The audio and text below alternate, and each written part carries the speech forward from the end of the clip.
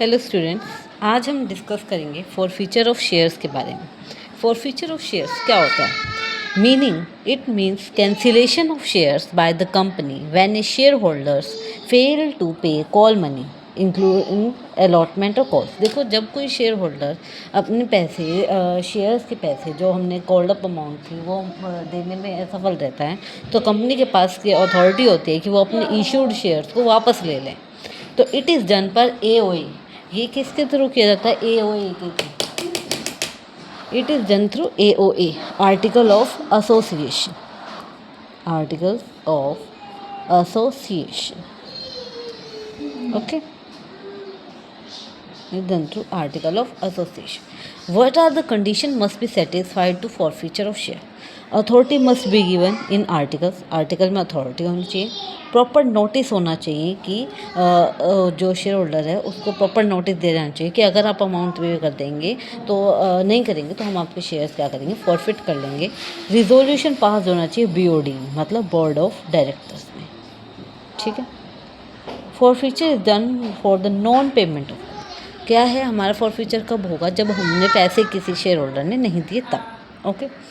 अब देखो, दो तरह के शेयर तब टाइम पे फॉरफिट किए जाते हैं। एक तो है जब हमने पार पे इशू किया था और कोई अमाउंट नहीं है, when shares are issued at par.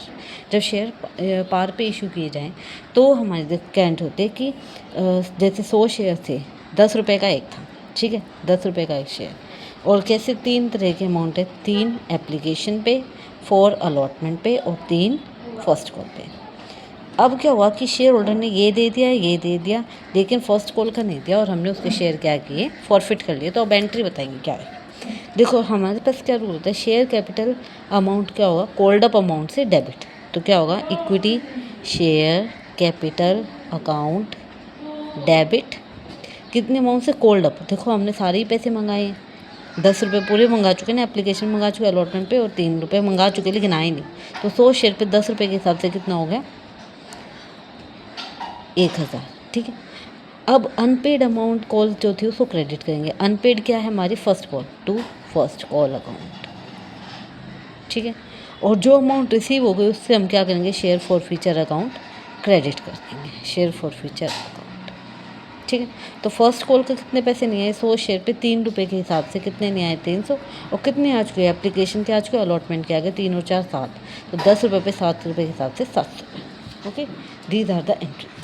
Next है कि हाँ, जब हम शेयर्स प्रीमियम पर इशू करें तो दो तरह से होता है कि हो सकता है कि हमने जब शेयर फॉरफिट किए तब प्रीमियम क्या हो चुका है, रिसीव हो चुका है। तो रिसीव हो चुका है तो हम रिवर्स नहीं करेंगे, मतलब सिक्योरिटी प्रीमियम अकाउंट को रिवर्स नहीं करेंगे। और लेकिन अगर रिसीव नहीं हुआ है तो हम क्या कर देंगे, रिवर्स कर देंगे। तो इस पर दो तरह के हम इस पर क्वेश्चन देखेंगे। एक तो है जब रिवर्स नहीं होता और एक जब ये रिवर्स होता है, ठीक है। तो देखो, 100 शेयर हैं, 10 रुपये के हैं, हमने इश्यू कर दिए 12 पे। तो 10 रुपये के शेयर हैं, हमने 12 में इश्यू कर दिए, तो 2 रुपये का क्या है, इस पर प्रीमियम है, ठीक है। अब इसकी कॉल्स कैसे की, हमने 6 एप्लीकेशन पे मंगाई हैं और 6 अलॉटमेंट पे मंगाए हैं। जो अलॉटमेंट है ना उसमें ही प्रीमियम है, मतलब 4+2 उसमें है। और शेयर होल्डर ने अलॉटमेंट के पैसे नहीं दिए, मतलब अलॉटमेंट के नहीं दिए तो मतलब उसने प्रीमियम भी नहीं दिया, और प्रीमियम रिसीव नहीं हुआ है तो हम क्या करेंगे, रिवर्स करेंगे। तो एंट्रीज क्या बनेगी इसकी, equity share capital account debit और सिक्योरिटी प्रीमियम अकाउंट डेबिट। अब जो अनपेड अमाउंट थी, जो शेयर अलॉटमेंट के पैसे नहीं आए एंड अकाउंट, और टू शेयर फॉरफीचर, क्योंकि हमने क्या कर लिया, फॉरफिट कर लिया। तो देखो, equity share capital face value से ही 100 का 10 के हिसाब से 1000। सिक्योरिटी प्रीमियम 2 रुपये का था, 100 रुपये पे 2 रुपये के 200।